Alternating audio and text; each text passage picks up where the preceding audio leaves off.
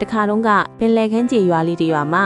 ဥရာရှိမာတာယိုးလို့အမည်ရတဲ့စိတ်တဘောထားကောင်းတဲ့တငါသည်လေးတစ်ယောက်ရှိပါတယ်။ဒီနေ့မှာတော့တာယိုးဟာခန်းကျေမှာကလေးတစုကလေကလေးတစ်ကောင်ကိုဝိုင်းဝန်းနှိပ်စက်နေတာကိုတွေ့လိုက်ရပါတယ်။သူဟာလေကလေးကိုတနာတာကြောင့်ကလေးတွေကိုတားဆီးပြီးလေကလေးကိုပင်လယ်ထဲပြန်လွတ်ပေးလိုက်ပါတယ်။နောက်တစ်နေ့မှာတာယိုးငါးဖမ်းနေတော့မှပင်လယ်ထဲကနေလေကြီးတစ်ကောင်ထွက်လာပါတယ်။ထူးဆန်းတာကအဲ့ဒီလိတ်ဟာစကားပြောနိုင်နေတာပါပဲ။တာယိုးမနေ့ကသင်္ကဲတင်လိုက်တဲ့လိတ်ကလေးဟာကျမတို့နဂါးပီကမင်းသမီးလေးပါပဲ။တင်းရဲ့ကျေးဇူးကိုဆက်ချင်လို့နဂါးနန်းတော်ကိုဖိတ်ခေါ်ပါလေလို့လိတ်ကြီးတာပြောလိုက်ပါတယ်။တာယိုးဟာလိတ်ကြီးရဲ့ကြော်ပေါ်ကိုတက်စီလိုက်ပါတယ်။လိတ်ကြီးဟာရေအောက်ကိုငုတ်ရှိုးသွားပြီးတာယိုးကိုလှပဆန်းပြတဲ့ရေအောက်ကဘာတွေကိုခေါ်ဆောင်သွားပါတော့လေ။သူတို့ဘေးမှာအယောင်စုံကားကလေးတွေနဲ့ကခုန်နေတဲ့ရေမော်ပင်တွေကိုမြင်တွေ့နေရပါတယ်။ခဏအကြာမှာတော့သူတို့ဟာရွှေရောင်တောက်ပနေတဲ့နဂါးနန်းတော်ကြီးရှိကိုရောက်ရှိလာပါတယ်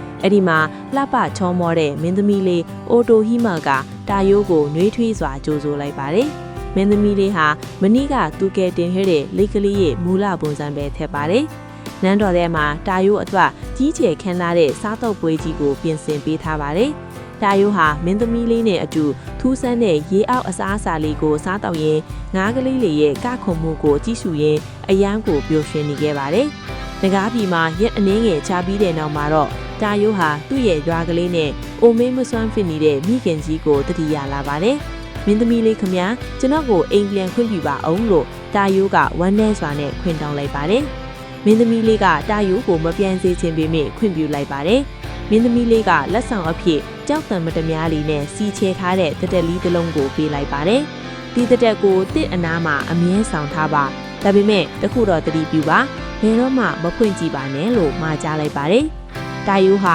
လေကြီးရဲ့ကြောပေါ်ကိုပြန်စီးပြီးသူ့ရဲ့ရွာကလေးကိုပြန်ရောက်လာပါတယ်။ဒါပေမဲ့ကန်းချီကိုရောက်တဲ့အခါမှာတော့သူတိခဲ့တဲ့ရွာကလေးဟာလုံးဝပြောင်းလဲနေတာကိုတွေ့လိုက်ရပါတယ်။အိမ်တွေကလည်းအသစ်တွေဖြစ်နေပြီးလူတွေကလည်းသူတခါမှမမြင်ဘူးတဲ့လူတွေဖြစ်နေပါတယ်။တာယိုးဟာသူ့ရဲ့အိမ်နေရာကိုသွားကြည့်တဲ့အခါမှာအိမ်ကမရှိတော့ပါဘူး။ရွာသားတစ်ယောက်ကိုမေးကြည့်တော့မှဥရာရှိမာတာယိုးဆိုတဲ့သူဟာလွန်ခဲ့တဲ့နှစ်ပေါင်း300ကျော်ကပင်လယ်ထဲမှာပျောက်ဆုံးသွားခဲ့တာလေလို့ပြန်ဖြေပါတယ်။တာယိုးဟာအယမ်းကိုအားငယ်သွားပြီးမင်းသမီးလေးရဲ့စကားကိုမေ့ကတက်တက်လေးကိုဖွင့်လိုက်ပါတော့တယ်။တက်တက်သေးကမိကုန်းငွေတွေဟာတာယိုးကိုရစ်ပတ်သွားပါတယ်။ခဏချင်းမှာပဲတာယိုးရဲ့သပင်တွေဟာဖြူပွေးသွားပြီးမျက်နှာမှာအရေးအချမ်းတွေထင်တာခါးကွိုင်းနေတဲ့အဘူးကြီးသေးအောင်ဖြစ်သွားပါတော့တယ်။နဂါးပြည်မှာရက်ပိုင်းလေးနေခဲ့ရတာဟာလူပြည်မှာတော့နှစ်ပေါင်း300ကြာသွားခဲ့ပြီဖြစ်ပါတယ်။